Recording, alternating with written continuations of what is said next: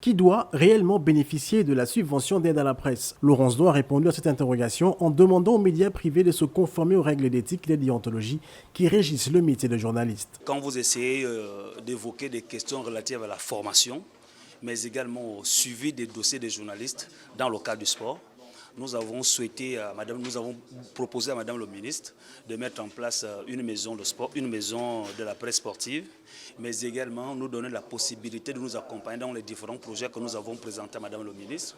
Si certains ont trouvé satisfaction durant cette rencontre, une frange des journalistes par contre fustige les critères d'attribution de la subvention qui ont été édictés par l'autorité, car estimant que cela va sans nul doute porter préjudice à une certaine presse. Je pense que la nouvelle ministre de la Communication n'a pas véritablement saisi le sens profond de nos préoccupations.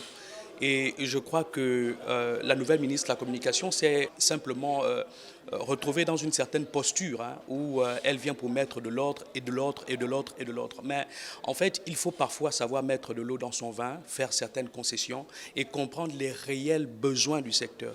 Et nous sommes au fait de certaines situations. Et je trouve quand même assez dommage, assez triste, que ces préoccupations n'ont pas été totalement répondues.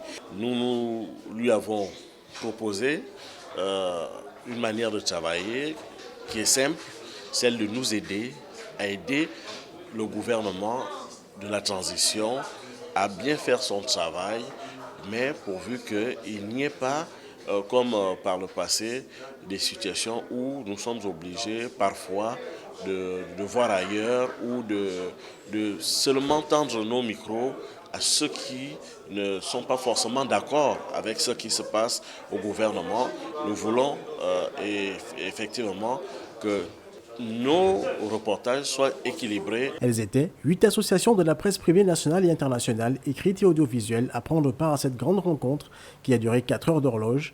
Un temps nécessaire qui a permis aux deux parties de révisiter les difficultés de la presse privée, longtemps restée dans un état de précarité.